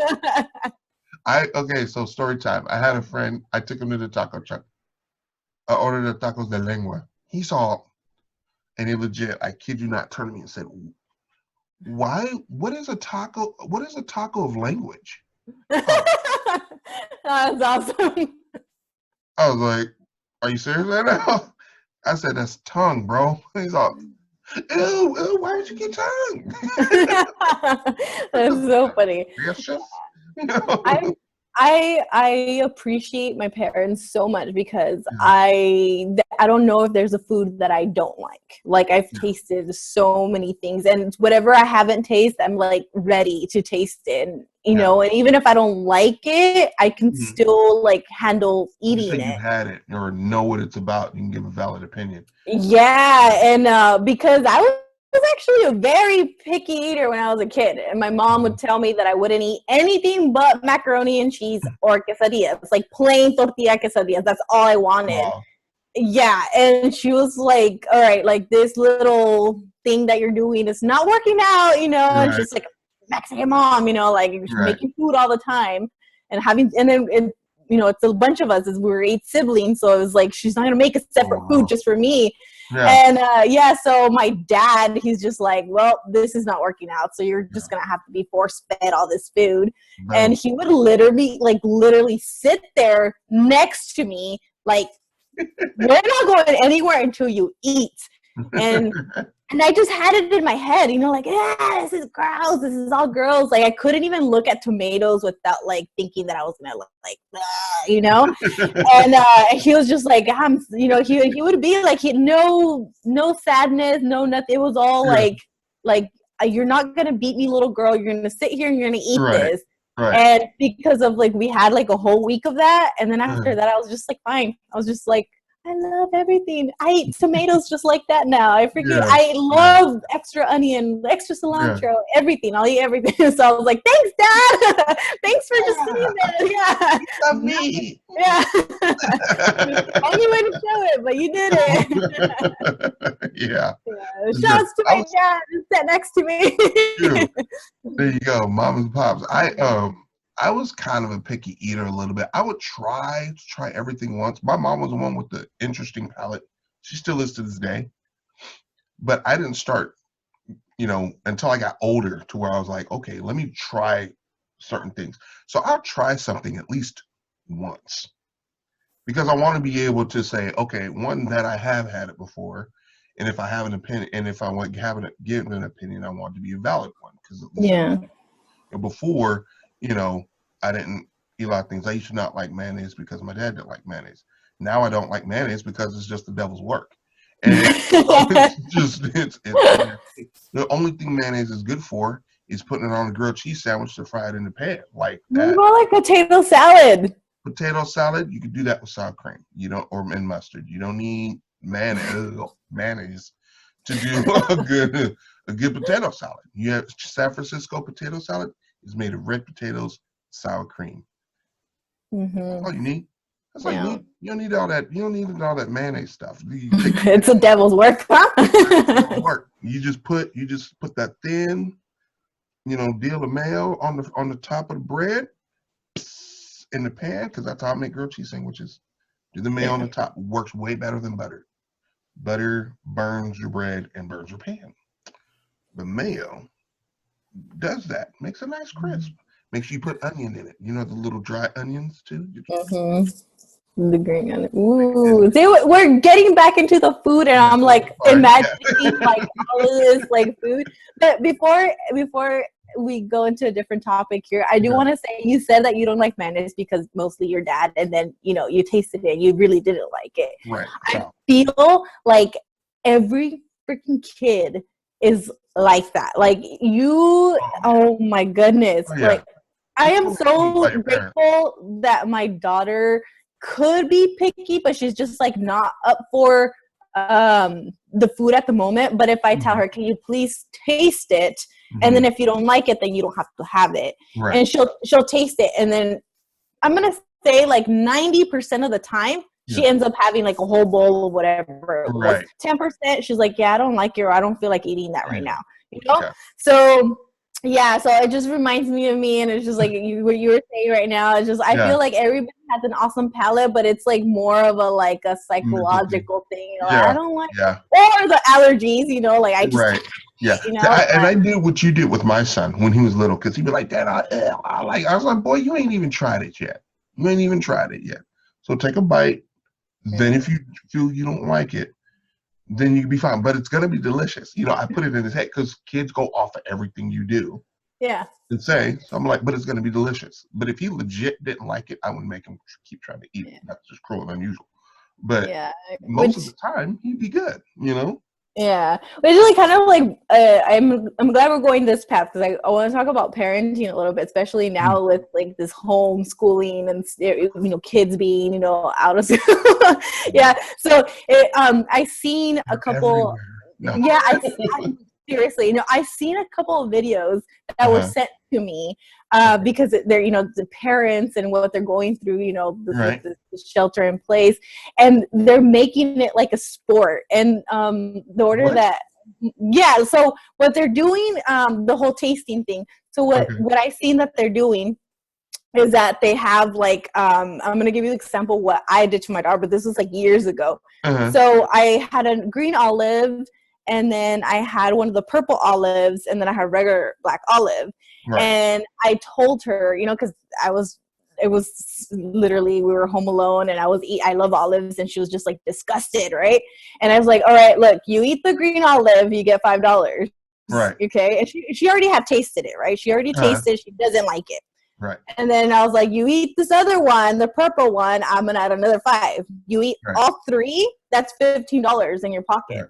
Right. And my daughter's like super smart, and she's like, oh yeah, I want this money, I know what I can buy, slime or whatever. And then she's just Why do like, all kids she's spend like, money on yeah. slime? She's like, I'm gonna do it. And I was just like, you can do it, cheering her on, like, and what I was really trying to make her feel or make her do, and I'm not a freaking expert. This is my relationship with my daughter. I'm not like making her do stuff that she doesn't want. This is Right. all fun. She Right. loves it. Um, she's like, okay. And despite that she absolutely hates olives, she was able to eat them and not like be disgusted, but she was just like, Yeah. I did it. And now she eats like a year after, she Yeah. eats green olives just like that. She's like, oh Oh, that's yeah. awesome. Yeah, and I told her, I was like, you used to like cry because Yeah. you smell them. And Right. she's like, oh, I don't remember that. And I was like, yeah. So I'm getting, so now parents are kind of like, now that they're all doing like at home, the school and all that Yeah. stuff, like they are figuring out like so many other like ways to cope with these kids nowadays. Oh my God, like videos that are They use it being as sent. entertainment. It's just kind of how you take it. Like, honestly, I'm glad because there are some parents. I have a lot of my peers are teachers, and Yeah. sometimes they call me and they're like, "Girl, like, I need a drink." Like, she gets pressure by all these parents. Like she's like, "I'm not the babysitter. I'm here to teach them," or they're doing something good for them and they're not like helping or not Right. complying with what they need. And so now all these parents, I see them like sending videos like, please, school start again. Yeah. Help. Yeah. And making them feed, making them eat, things that Yeah. they don't like as punishment. I was like, no. Yeah. So it's so funny. Like I said, I'm super grateful. My daughter's super chill. She's awesome. And I don't have to deal with that kind of stuff. But oh Yeah. man, I see parents like hiding in the closet with like a bottle of like wine, like Oh like my God. help, sending Yeah. SOS like signs and Uh-huh. stuff. And yeah, how's your son taking it? You say he was 15? Yeah. He's 15. He's bored out of his mind. But home a lot now. I mean, he's bored being at home. He's ready to go back. you know. But he's doing well. He's getting through it. He's getting through it. I don't. His mom works quite a bit too, so, and his stepdad works too, so he's always with his grandparents or something because they all live in the same house and everything.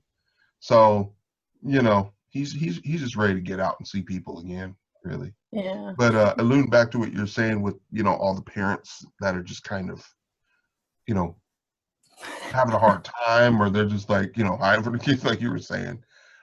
A lot of that, I think, like you kind of hit it on the head. Where you're like, you're not an expert, but this is your relationship with your daughter and how you raised her and how you did all that.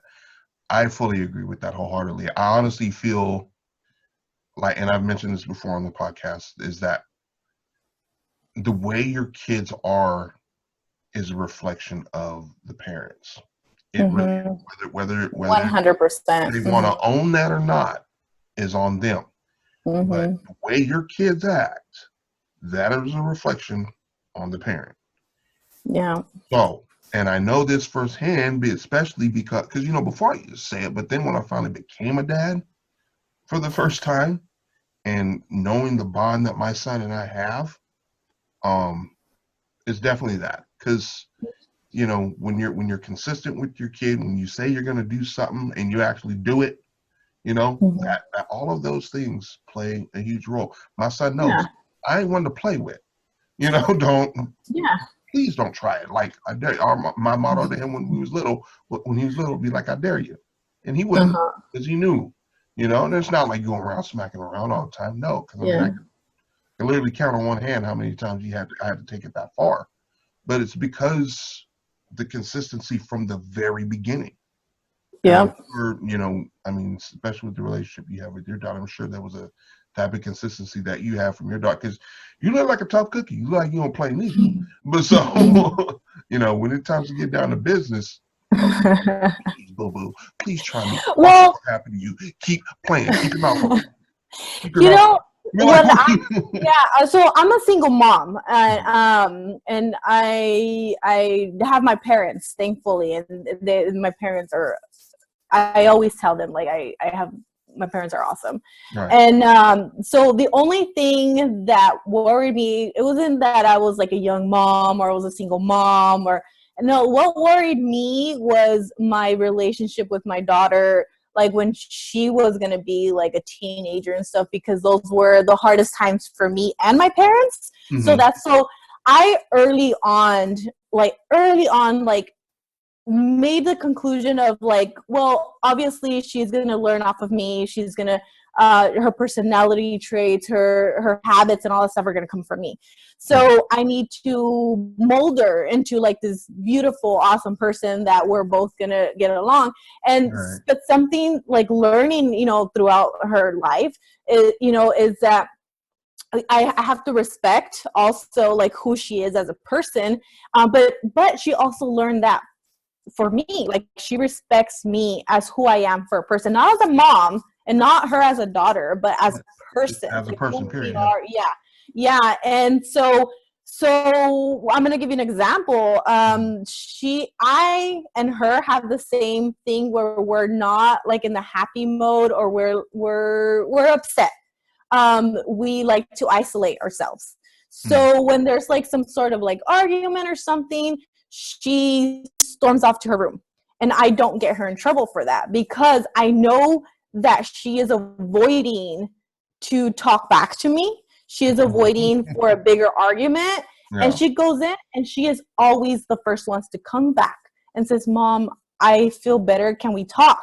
And sometimes I'll be like, no, I'm not ready. And she'll leave. And then she'll wait for me. Or sometimes I'll be like, okay. And she'll apologize. And she said, I realized what I did. And I make her tell me, like, what did you do? This is. And I was like, okay, I feel like that happened. But still, she needs to deal with the consequences of it. Right. The worst feeling ever is knowing that your kid is legitly sorry, by heart, did not mean to do something bad. Yeah. And my thing is still letting her know that she still needs to deal with the consequences of her actions, even though she's, sorry about it. And I Yeah. can see it in her heart, in her eyes. I can see Yeah. it, but I'm gonna tell her I'm sorry. So that has avoided like so many things, Yeah. like arguments and stuff that I see other parents deal with, like throwing fits at the store, not understanding like some adult, like conversations Yeah. or adult things, but just knowing, okay, I don't understand this now, but I know Mhm. that you are my mom and you know what you're doing, and I love that she knows that I'm not going against her to just be this evil mom. She's like, Vindictive. Yeah. yeah, she's just like, all right, when I'm older, you're gonna need to tell me and explain to me like why I couldn't download TikTok. And I'll be like, Right. sure, I will. Yeah. Yeah. So and there's like there's pros and cons to this kind of like way that I do things, and the cons of it is that she grew up very fast. She's very mature. She's very, very mature for her age. But that's the sacrifice that I was willing to take for her to know that I was a single mom. We had to be independent. We had to work hard. And even though she didn't enjoy her childhood, as in extra things, some like materialistic, Right. I know that she's a fighter and she will survive and she's independent. And I wouldn't have it any other way. Like I would not have it any other way. Like, That's so awesome. yeah. You find, So you find too, because one of my big things with my son, I never talked to him like he was a baby. Whenever I talk to my son, mhm. I did this because my parents never did that with me. They never talked to my sister and I like we were babies. They talked to us very straightforward, very plainly, and they used their words. And there were no little nicknames. Boo boo did that. No, no. Yeah, same here. This is Same what here. it That's is. the way I grew up. Yeah. Yeah. And so whenever I talk to my son, it was the same thing. Now, because he's a kid, I try to relate to him more as a kid. But I would still talk to him, like the example with, with certain things I would have him eat. Be like, you never even tried it yet, dude. But look, it's gonna be amazing though. It's gonna be cool, I bet you. I Yeah. mean, kind of getting on his level that way. Yeah. Explaining like this is it, this is what it has to be. And I I love how you, like, even though you knew you knew that they're sorry, that she was sorry, you still gave the consequence. That consistency is amazing.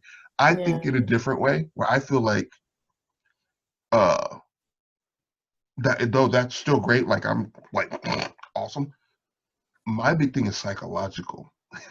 I'm that psychological dad because to me it's like you've already had that punishment of knowing, okay, you've disappointed me. Whenever I say, I would have my son crying, have tears in his eyes more so than me having to give him a spanking or something.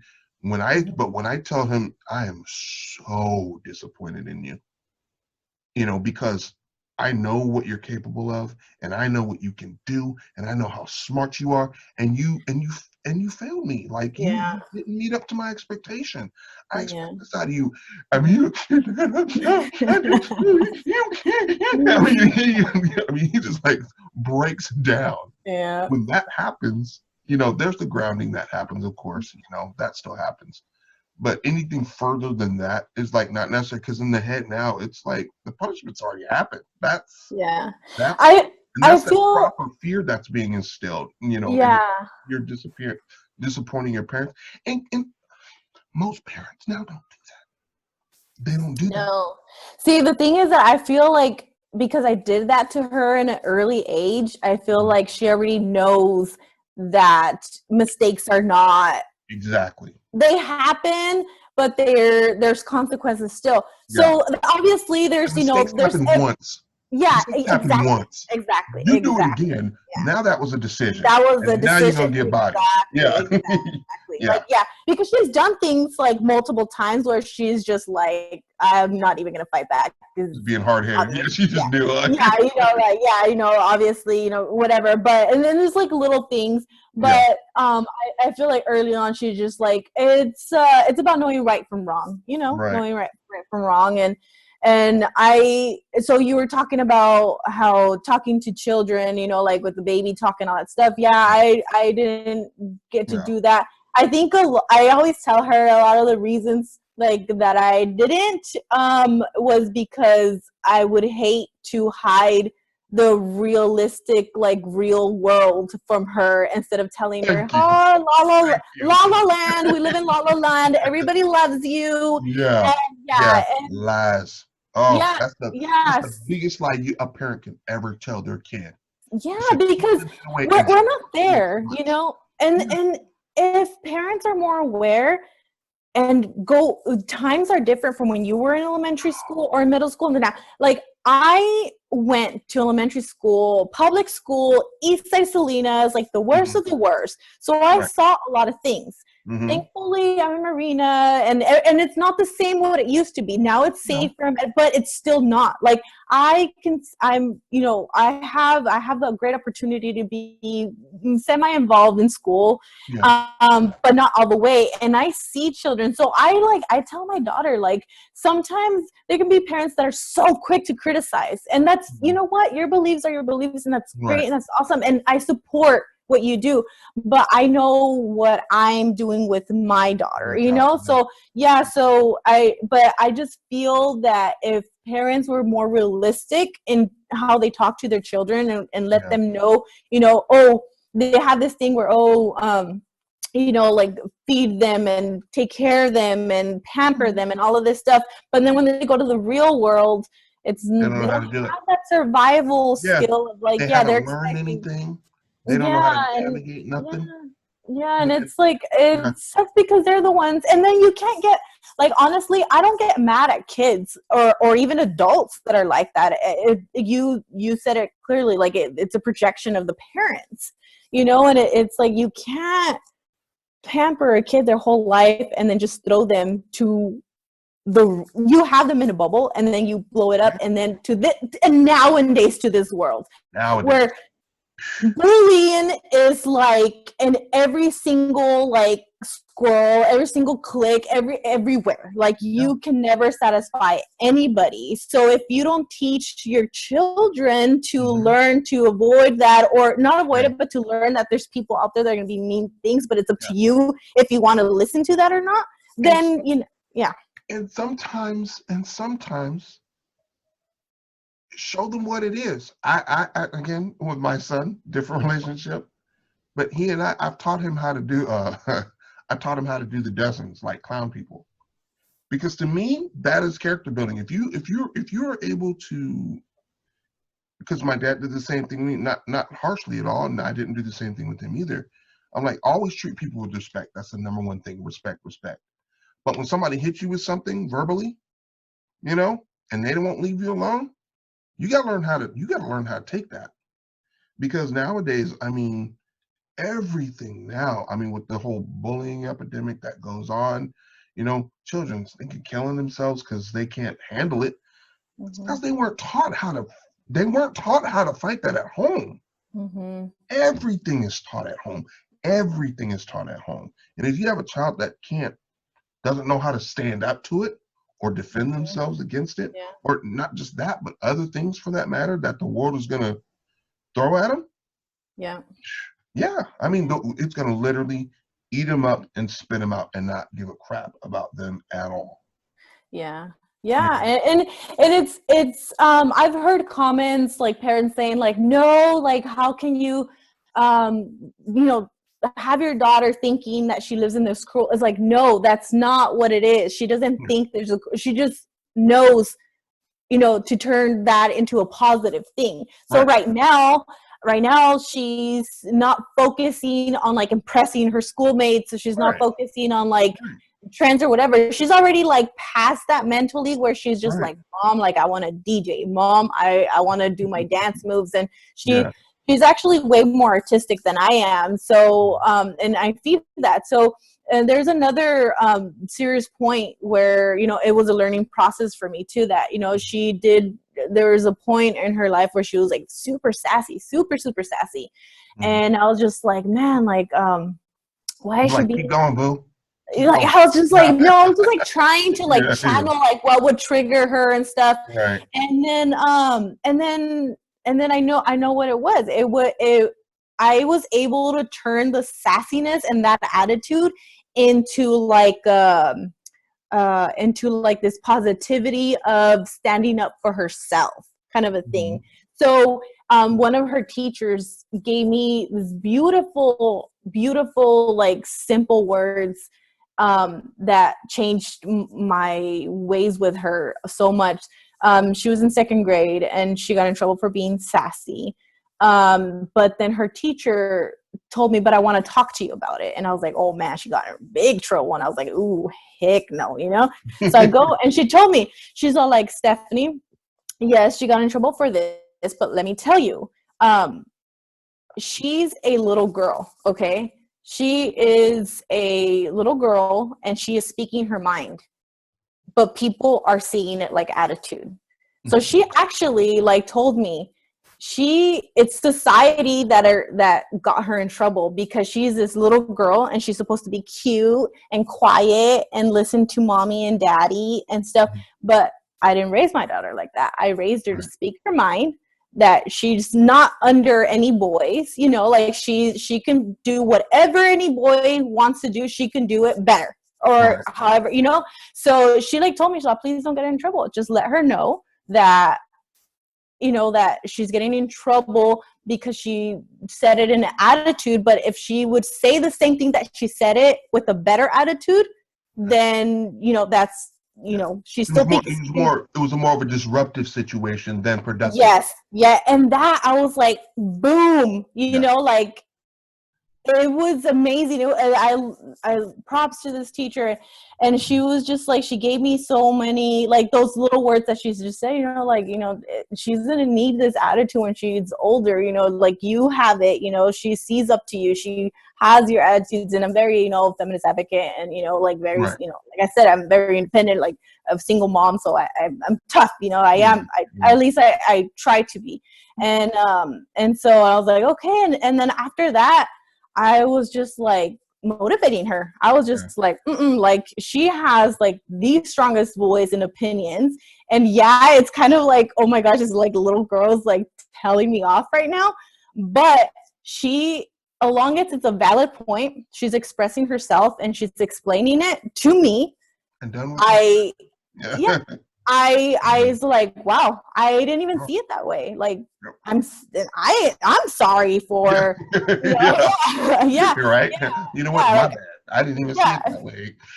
Yeah, because at the end of the day, what I see and what she sees, different stuff, you know, it's different perspectives. And she like, you know, and I forget sometimes that it is hard to be a little girl because it's, you know, it's people.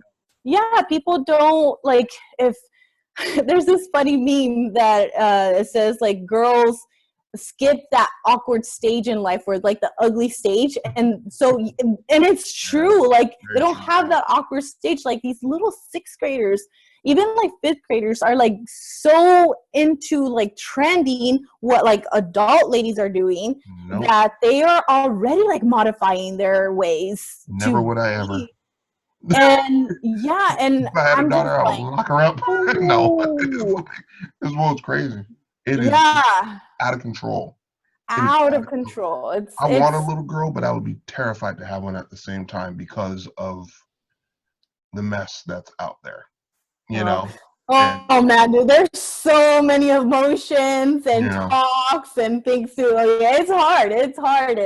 And I grew up with 5 brothers, so when it comes up to like emotional talks or you know, like girly things, I am the worst. Yeah, and I'm just like, you know, like that though. That doesn't even make sense. Why? It's like, why are you crying? Like, you know, and so mom, you better man up. Be like, I mean, no, you can't. Be like, well, then exactly. So we had a time that we were like that, and then she's just like, why are you like so mean to me? And I was just like, wait, like, why am I like you're feeling something? And I was like, I'm sorry. I'm sorry that and she's like, oh mom. It's funny though, but but next time though, just we're so opposites. Like she is super girly. So you see, my hairdo and my makeup, like this is not like a regular thing to me. I have like little lashes. Oh, she was just like, Mom, do this, Mom, do that. Like, and she, when I got done, she was just like, oh, let me take a picture. Like if I was going to prom or something. Yeah. And I was just like, I can't see nothing with these things. She's like, oh, What Mom. does she think? Yeah. What does she think about you doing the podcast today? She's excited. She's just Yeah. like, like what's happening, like tell me about it and stuff. And like I tell her, I get her very involved to what I'm doing, which I think is another like super important thing, to have her as involved as possible. So she's like super excited, and she's like, I want to see it. And I was like, yeah, of course. Which, by the way, anybody that's listening, like seriously, there's either like these like kid things to watch or like super adult things to watch. And the fact that this is like such a chill talk, and you can have it, while you're cooking or in the car or whatever, and you don't have to like bleep things out, or like, thank you so much, Ian. Like, this is so awesome. I'm glad that it's something that I can share with a lot of my friends that do have kids, and they can listen to, they can laugh with us or disagree with us. But something that's super, super important. I mean, especially now that they're all locked in the same house. Yeah. But I mean, there isn't a lot of. I mean, podcasting is a great medium, but I think this part of the medium, I think it has gone to one extreme or another. Like you said, it's super kids, and it's like, or it's super adult. In the case of either, just vulgar language and whatever. Or even the topics. I've heard some like very raunchy topics. Yeah. And, there's no cursing in it, but we're going to talk about mental health and bipolarism. And what does it mean to be a sociopath in 2020? It's like, oh, yeah. Like, are you serious? Like, the kids going to be running. Yeah, the kids are going to be running around the house. Sociopath. Yeah. Be like, oh yeah, they go to school finally. Yeah, we're gonna start social studies. Oh, I learned about that in my mommy's podcast. No, that was sociopaths. No. Like, freaking them out. But yeah, the stuff is here for everybody. I mean, to just listen and enjoy, and it just be middle of the road. And like I say, you take out religion and politics, it's something that everybody can vibe to and enjoy without having that division there. And it's important. It's comedic escapism. We could take funny situations, like we're talking about parenting. We can make that funny sometimes. Super important, but it doesn't have to be like an educational thing. Learn from experience. Take what you can from it. You can totally, and 100%, there's going to be a couple people disagree. There's going to be a couple people agree. There's going to be a couple people that they don't know what's going on. Honestly, it doesn't even matter. It doesn't. You know what you're doing, and awesome if you can take something from it, and less if you can like learn something about, like different ways, And I just want to repeat again, like I am not an expert. I'm a single mom. I didn't study parenting or whatever. This happened fairly quick. I can't believe she's like 11 years old now, and it's like it's hard to believe, but it's just like what I'm saying and how I do is just from experience, and it's worked, and I'm still learning. Like, I'm not saying that we are perfect. I'm not.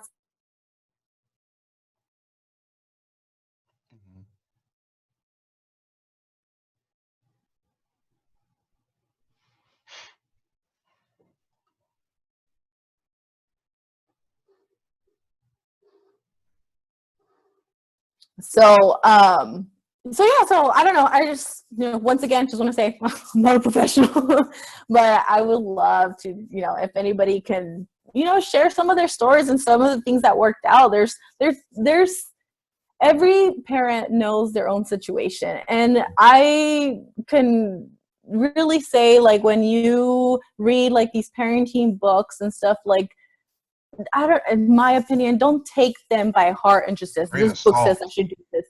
Grain of salt. Don't. Situation. Yeah, because that's not the way your child's development or how he copes or she copes. Right. That's not the way. So you need to figure that out first. And parenting books help so much because they make you aware of things. But I feel like parents take it so literal that it kind of just like ruins their relationship with them. Yeah. And like, I tried to get Tommy to eat sour cream because Dr. Ruth said that sour cream calms the nerves at the bottom of the tongue, and it will help you taste. And I don't understand. He's going around in circles, and now he hates sour cream. And I don't know why. Well, because you're trying to put it under his tongue. Yeah, you know, like I just hate that sometimes it seems like when I go out and go to stores or whatever, it seems like the parents are like on an autopilot, or it's like, or it's kind of like like if it's like a chore or like a homework for them, and it's like, nah, Stop. yeah, like no, like And they're on dude, their phone. people need to realize that being a parent is such a blessing. Like honestly, like I can honestly say, like, I feel like if I don't do more with my own personal things to help society or to leave a mark in life, I feel like she will be my legacy. You know, she would be my, like, my mark in this world if, you know, I don't accomplish something on my own. So, you know, and it's just, I don't know. I don't want to get to the dark side to this. I want to change topics very quickly after this, but, it very emotional like moments right now speaking about this, especially reading and seeing in the news that, you know, there's reports that child abuse is inclining so much, and it's just so like no. And again, reflective of the parents. Why is that happening? It's because they weren't taught from the very beginning. They weren't given that consistency from the very beginning. They weren't taught, and the parents didn't know how to put in the work. Yeah. You don't put in the work, and now you're in a situation where now, you're actually kind of now forced to be a parent. You can't just drop them off at the daycare center and go to work and then come back home and have them after, feed them and put them to sleep. Now you got to actually be a parent. You got to actually teach them in class now. You're responsible now for their education and making sure they get it done. Hate to say it, parents are failing. They're failing, and you're going to get reports like that if that happens, and it sucks. So parents, I mean, we got to stay on. We got to get on it and stay on it and be out of anything I can say, and like I said, we're not experts, but I can definitely say any type of consistency is the one thing that makes the biggest impression on a child. Yeah. They see that you are consistent on what you say and what you do, on what you promise, or whatever the case is, whether it be discipline, whether it's things you promise them, whatever the case is, if they see consistency in that, that's half the battle right there. I mean, that's half the battle right there. And because to them, at least you're trying, you know?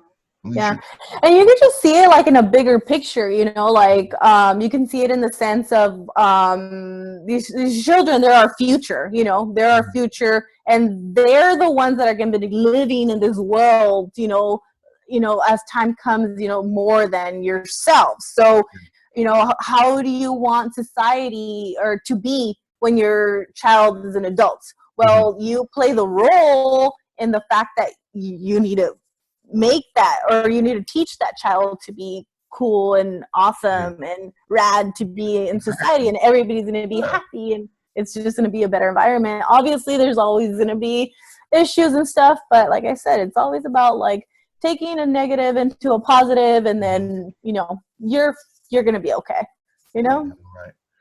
I think it's a good place to stop it here, but one thing I want to do before we wrap the show up, I do want to see and hear some stories, possibly. Two things. I want to hear and see stories of your parenting situations, of, you know, challenges that you may have had that you appreciate, things that you're just going through, because maybe, you know, you're in the comments, you got somebody that's going through the same thing. Share it. Number two, 16personalities.com. I want to know everybody's personality type. Oh, you will not regret it. You will not. I want to know your 4 letters. I want to know what they are. I am an ENFP. I believe Teffa's the same thing. You don't quite remember. I will definitely come back with like the full results. Yeah. Let me know. Text me that later, girl, because I want to know. Because I'm thinking you're the same thing as me. Probably why we're like, um, but yeah, it's 16personalities.com. Yes, it's going to take some time, but go through the questions individually. Try to stay out the middle, answer them as honestly as possible, and read that bad boy when you're finished. Eye-opening, mind-blowing experience. It will change Awesome. the life. You will not lose anything by doing it. So no, just do it. no.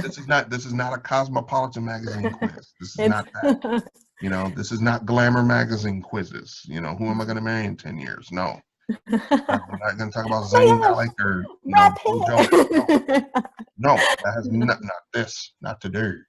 No. Do it. 16personalities.com. Go there, and then when you take it, leave down below in your comments. If you're watching on YouTube, leave some comments on your personality type. Me and Teffa would love to see. Yes, of course. Where you guys are at. Yeah. Teffa, it is a pleasure. It was super fun.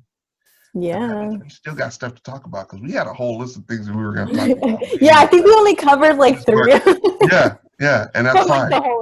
That's perfectly fine. See, that gives us more real estate for us to come back and for you to come back anyway. So there.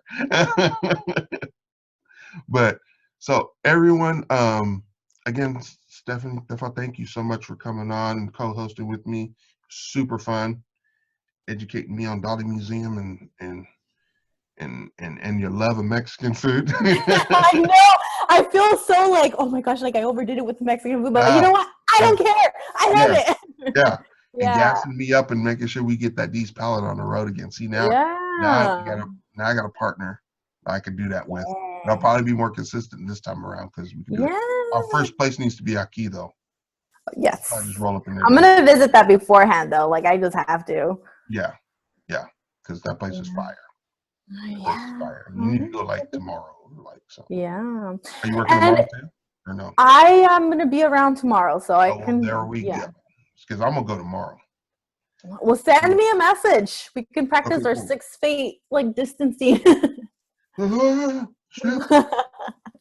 from 6 feet. Hey, over there, Steffa. Yeah. I want to say one thing before also, and this is part of like what I do. I want you to add your artist link onto this because I feel like people need to see your artwork. It is amazing. He is not only an amazing podcast reporter, but he is an amazing artist. So that's why you get a co-host. They gas up the host. I hope you have me here back. Like, yeah, she will not be coming back. Nah, for you, Teffa, I'll do it on this episode. I'll put up my art, my links to my artwork. Most importantly, what I want everybody to do, if you're listening to the podcast through Apple, you're listening to it through Google Play, if you're listening to it through Stitcher or any other podcast majors, make sure you subscribe to the podcast. I'm here every single Monday, and now that I've got the setup, it's going to be on YouTube also, so make sure you subscribe on the YouTube channel.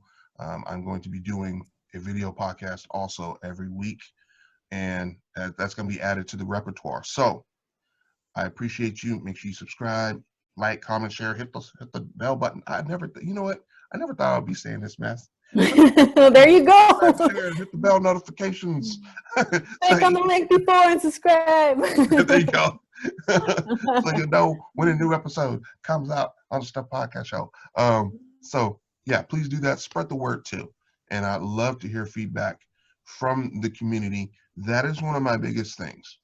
Please leave your feedback because I want to talk about things that you guys want to hear and listen to as well. Yeah. So any hot topics or more topics, because if I hear from you guys, it's going to be a more quality show because it's what you want me to talk about and what you want to listen to. And so there that is. That's all I'm going to leave it with today. Thank you all so much for watching and joining. Thank you again, sweetheart, for coming on and co-hosting with me. You're great. Yes. You passed the test. Yeah. It was too cool. And we will see you guys next time on the Stuff Podcast Show. Yeah, bye.